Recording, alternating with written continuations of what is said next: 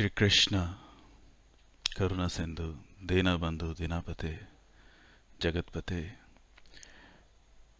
Gopisa Kanta, Gopika Kanta, Radha Kanta, Namastute, Tapta Kanchana Gaurangi, Radhe, Vrindavaneshwari, Vrishbhanusute Devi, Brahmahi, Hari Priya. Today we are going to start with the 68th verse, chapter 2, Bhagavad Gita. Tasma ghasya mahabaho nirghinani sarushaha indriyani indriyavastuvagya pragya pratishtata. Therefore, O mighty armed one whose senses are restrained from their objectives is certainly a steady intelligence. Purport: one can curb the forces of sense gratification only by means of Krishna consciousness or engaging all the senses in the transcendental loving service of the Lord. As enemies are curbed by a superior force, the senses can similarly be curbed not by any human endeavor, but only by keeping them engaged in the service of the Lord. One who has understood this, that only by Krishna consciousness is one really established in intelligence, and that one should practice this art under the guidance of bona fide spiritual master, is called a sadhika, or a suitable candidate for liberation. Verse 69. Yanisha Satbhutana tasyam jagrati sayami yasya jagrati bhutani sannisha pushiste munehe. What is night for all beings is time of awakening for the self-controlled, and the time of awakening for all beings is the night for the introspection sage. Purport: there are two classes of intelligence man. One is intelligent in material activities for sense gratification, and the other is introspective and awake to the cultivation of self-realization. Activities of the introspective sages or thoughtful man are night for persons materially absorbed. Materialistic persons remain asleep in such a night due to their ignorance of self-realization. The introspective sages remain alert in the night of the materialistic man. The sage feels transcendental pleasure in the gradual advancement of spiritual culture, whereas the man in materialistic activities, being asleep to self-realization, dreams of variety of sense pleasures, feeling sometimes happy and sometimes distressed in his sleeping condition. The introspective man is always indifferent in materialistic happiness and distress. He goes on with his self-realization activities undisturbed by material reactions. Verse 17. Aparyaman chala pratishtam samundrayapah parvinishit yudat datakama yaham parvatishya sarve sa shanti me prate na karma mami. A person who is not disturbed by the insistent flaws of desire that enters like river into the ocean, which is ever being filled by, is always still, can alone achieve peace, and not the man who strives to satisfy such desires.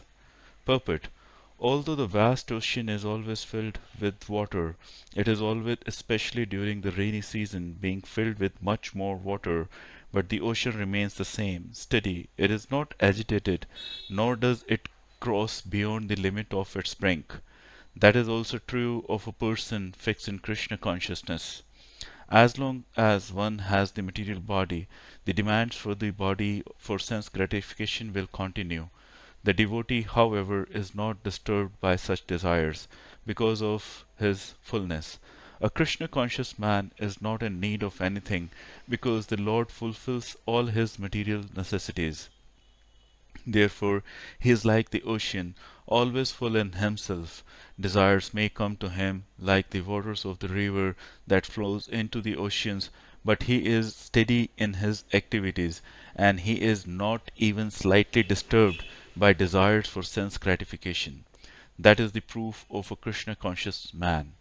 One who has lost all inclinations for material sense gratification, although the desires are present, Because he remains satisfied in the transcendental loving service of the Lord, he can remain steady like the ocean and therefore enjoy full peace. Others, however, who want to fulfill desires even up to the limit of liberation, what to speak of material success, never attain peace. The fruitative worker, the salvationist, and also the yogis who are after mystic powers are all unhappy because of unfulfilled desires. But the person in Krishna consciousness is happy in the service of the Lord and he has no desires to be fulfilled. In fact, he does not even desires liberation from the so-called material bondage. The devotees of Krishna have no material desires and therefore they are in perfect peace. Verse 71. Vihaya kamanaya sarvaprishyachirti nisarpraha niramo nirahankar ha sa shanti madhi achatati. A person who has given up all desires for sense gratification, who lives free from desires, who has given up all senses of proprietorship and is devoid of false ego, he alone can attain real peace. Purport: to become desireless means not to desire anything for sense gratification. In other words, desires for becoming Krishna consciousness is actually desirelessness. To understand one's actual position as the eternal servitor of Krishna without falsely claiming this material body to be oneself and without falsely claiming proprietorship over anything in the world is the perfect stage of Krishna consciousness. One who is situated in the perfect stage knows that because Krishna is the proprietor of everything, everything must be used for the satisfaction of Krishna. Arjuna did not want to fight for his own sense satisfaction, but when he became fully Krishna conscious, he fought because Krishna wanted him to fight. For himself there was no desire to fight, but for Krishna the same Arjuna fought for his best ability. Real desirelessness is desire for the satisfaction of Krishna, not an artificial attempt to abolish desires. The living entity cannot be desireless or senseless, but he does have to change the quality of the desires. A materially desireless person certainly knows that everything belongs to Krishna, and therefore he does not falsely claim proprietorship over anything. The transcendental knowledge is based on self realization, namely, knowing perfectly well that every living entity is an eternal part and parcel of Krishna in spiritual identity, and that the eternal position of the living entity is therefore never on the level of Krishna or greater than him. This understanding of Krishna consciousness is the basic principle of real peace. Verse 72. एष ब्राह्मस्थितिः पार्थने नाम पृष्ठविरहमति स्थित्वाय कालेपि भ्रणविचहति. That is the way of the spiritual and godly life, after attaining which a man is not bewildered. If one is thus situated, even at the hour of death one can enter into the kingdom of God. Purport: one can attain Krishna consciousness or divine life at once, within a second, or one may not attain such a state of life even after millions of births. It is only a matter of understanding and accepting the fact. Katwanaga Maharaj attained this state of life just a few minutes before his death by surrendering into Krishna. Nirvana means ending the process of materialistic life. According to Buddhist philosophy, there is only void after the completion of this material life. But Bhagavad Gita teaches differently. Actual life begins after the completion of this material life. For the gross materialistic, it is sufficient to know that one has to end this materialistic way of life, but for persons who are spiritually advanced, there is another life after this materialistic life. Before ending this life, if one fortunately becomes Krishna consciousness, he at once attains the stage of Brahma Nirvana. There is no difference between the kingdom of God and the devotional service of the Lord, since both of them are on the absolute plane. To be engaged in the transcendental loving service of the Lord is to have attained the spiritual kingdom. In the material world, there are activities of sense gratification, whereas in the spiritual world, there are activities of Krishna consciousness.